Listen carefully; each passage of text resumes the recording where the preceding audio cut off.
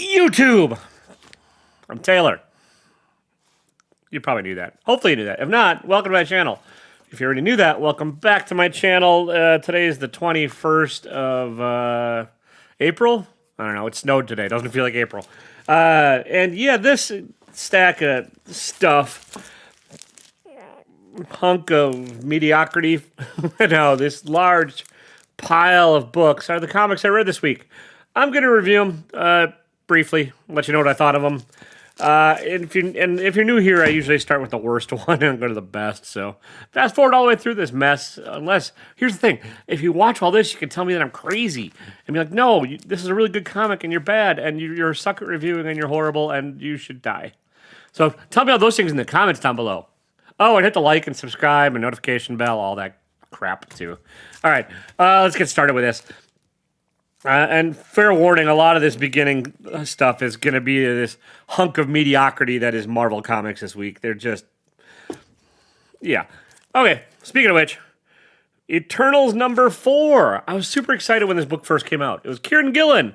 It's Asad Rabik, who I'm probably butchering the pronunciation of his last name. But, it's like art and giant mythologies and coming to movies and spec book galore, and holy crap, is it boring. It is this incredibly dull. It's supposed to be full of intrigue and a murder mystery, and I just don't care. I do not give a rat's ass who killed the whatever Eternal killed, blah, blah, blah, blah. There's Thanos, there's everything that should work, but it's not. It's awful, it's dull, and stop it, Marvel. Just stop it. Even the coloring's dull. I mean, the art is dull, and it's all just dull. All right, this one has potential. It's the Girls of Dimension 13. Unfortunately, it's just clunky. There's weird transitions between scenes where I'm like, what in the heck? I get what they're going for. It's everyone gets invited to go live in a murder mystery house, and there's secrets and magic, and I'm not going to keep up with it. It's Graham Nolan writing. It's Brett Blevins on the art. Brett Blevins' art is, floaty. His characters don't look like they're attached to the ground at all, even when they are, and it's fine. But the characters, there's a couple of them that's hard to differentiate, and then the writing is just, it's just not good. I'm sorry, it's really not. All right, this one I like the cover a lot. It's the Women of Marvel one-shot variant edition. Well, not the variant, just the cover. There's nothing horribly wrong with this, but there's just a lot of little one-shot, light, fluffy stories. It's all featuring women characters and written and or illustrated or whatever by women that work at Marvel. And it's an interesting idea, but it needs more room to flex. Just give the women creators series and let them write series, and not give them, just Words are hard, people.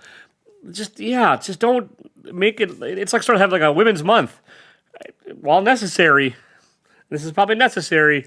It's not enough. Just have women creative teams make cool books, and not this. This is just fluffy, light 1-page or 2-page or 3-page little stories that are just. For the most part, there's nothing to it. There's just nothing worth recommending on it. So. All right, yeah, okay. Black Knight #2. This is trying to expand the Black Knight and make him a quippy, modern hero.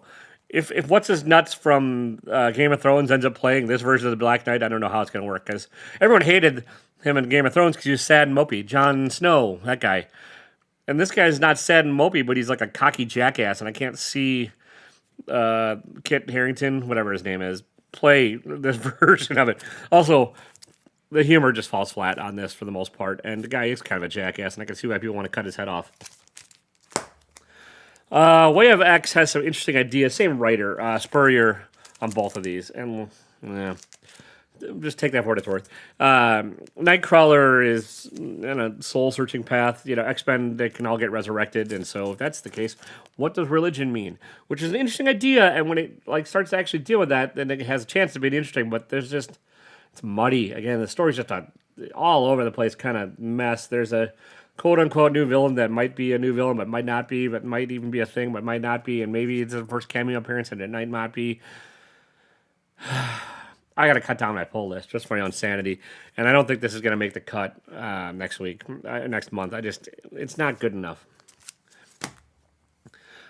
Sword number 5. This is actually not bad. It's Al Ewing, who does like grand stories fairly well, and it's set in but this is kind of back to like Earth and the X-Men Council of the Quiet, or I don't whatever, all these Hickman names that other writers are trying to like deal with and stuff. And this is part of it too. And there's Fabian Cortez, who's the focus of this issue. I just don't know who the heck he is, and there's not a lot of explanation as to this character. There's a whole swath of X-Men years where I wasn't reading any of it, and so some of this is on me where I should probably catch up. But like one of the things I actually kind of miss, and I never thought I'd say this, but like back when like Jim Shooter was editor-in-chief or Chris Claremont was writing X-Men, you get these explanations like the Psylocke, like the psychic sword, the totality of my psychic being, which got really old and cheesy and repetitive. But at least if you were like reading the first issue with the character, and you always sort of knew, and that's sort of Jim Shooter's thing is like, whenever a new reader comes on, they should know what's going on. And like this one, I'm 5 issues into this book and I don't know what's going on. But there's something called the Snark War or Snarf War. I don't know. Lots of dead people. It's not bad. I'll probably stick with this one just because I do like Al Ewing and like I like Abigail Sword or Abigail Brand. See, I can't even keep track of all the damn names, but yeah, fine. Dr. Aphra. I keep like picking this up and then pulling it off my pull list and then putting it back on. It's the whole Dr. Aphra should be like this, clever, evilish scoundrel with a whole lot of like get away from out of jail free plans and save the day with her cleverness. It's just not that clever. There's nothing clever about this, and it needs to be more clever. It's not horrible. It's not great. It's just very average, very run of the mill. And I know I'm doing these kind of quickly. I don't know. I could get more in depth, I guess, but no, I'm not feeling it today, folks. This one I really wanted to like. It's Truth and Justice number 3. I don't know. I've never read any of these Truth and Justices. Justi? Is that the plural of justices? Probably not. But it's John Constantine, who I like, and Papa Midnight, who I like. And a story that I wanted to like. The art's just a mess. It's all over the place. There's like different pencilers on each page and different inkers on each page, and it just doesn't.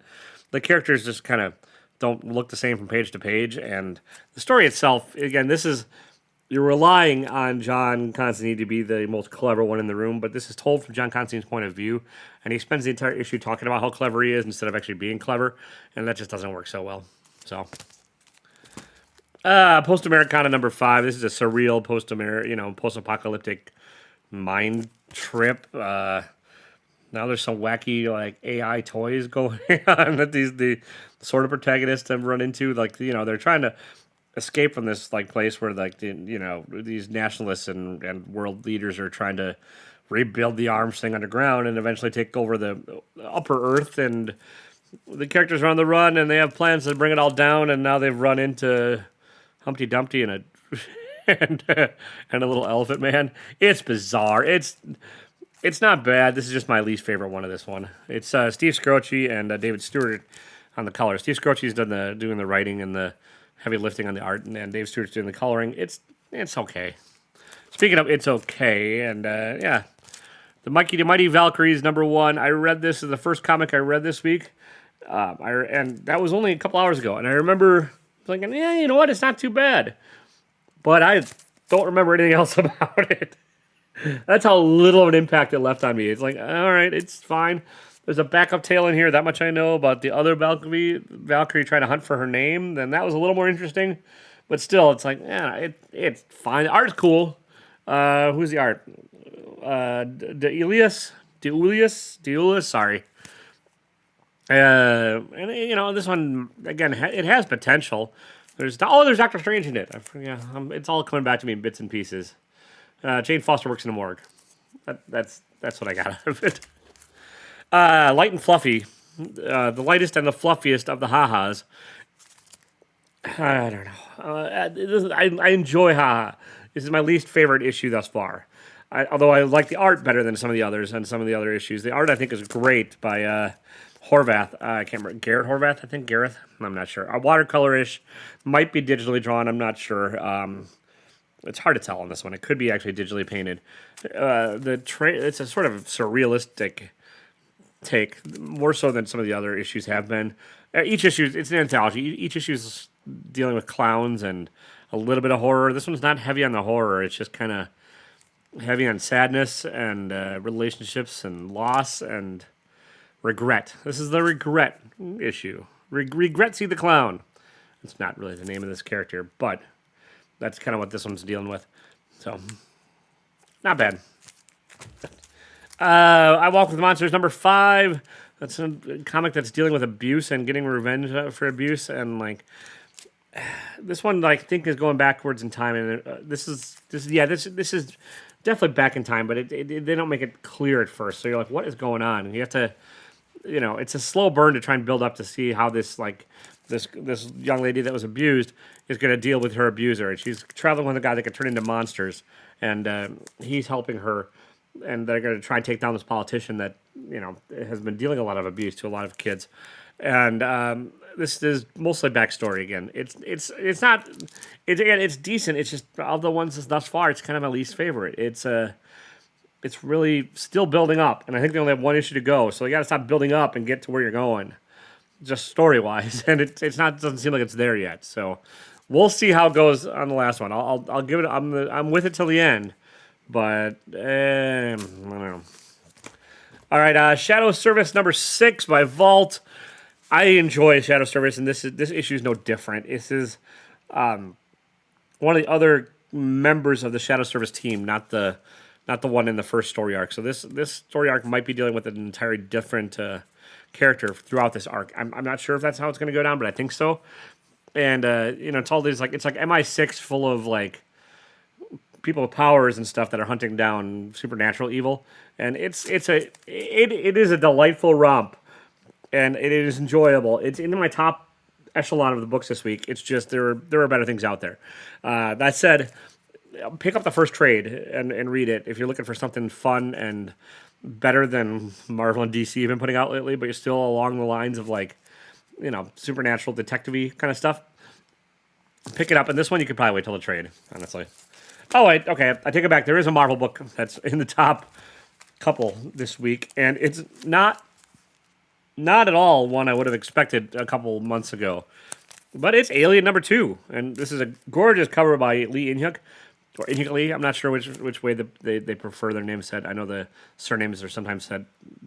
Anyways, well illustrated, really well written. This is a solid Alien tale, and it'd probably make a much better movie than any of the Prometheus garbage that came out, or any of the Alien Resurrection, or any of those. It's like this is sort of like continuing the tale of after Aliens, but before Alien Resurrection. I believe that's the timeline on this. And Wayland Mutani Corp is evil, and they're still trying to do research with the xenomorph, and there's consequences of that.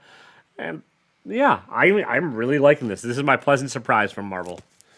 All right, Radiant Black. This story, the first issue didn't do it for me. I like the second issue, and it's gotten better every issue. It's a character that's just trying to find himself in life, and ends up getting this super suit. And it's not quite the greatest American hero. The character's a loser. It's just kind of trying to find a direction. And I think the book is kind of echoing that. It took a while to find its direction.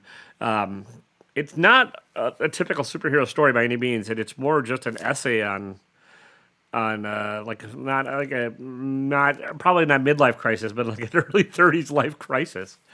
And I'm not sure if it has some autobiographical notes in it or not, but it resonates a lot in a lot of ways. I think a lot of people going through COVID and stuff that are possibly realizing that their life could change. They're just not sure how. I don't know. You might enjoy this, or you might be frustrated by it because the character is frustrated, and the frustration comes across in the writing. So, Stray Dogs number 3. Disney dogs in horrible peril, and with a murderous owner. it's not. There's not a. It's not still not a ton to this, but it's really. And again, this actually might make a better cartoon than a comic. It might. It's drawn like as if it were like a Disney cartoon, and it might work better in that media because it's like it's definitely wearing its like cartoon influences on its sleeve, and it's mixing the genres of like horror and cutesy Disney dogs. It does it fairly well.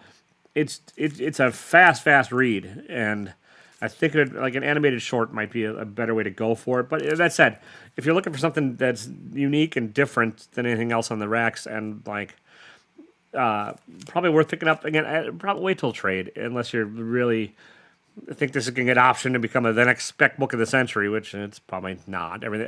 Well, it'll probably get optioned. Every damn thing's getting optioned now, but like the chance of this being $100 comic is pretty slim.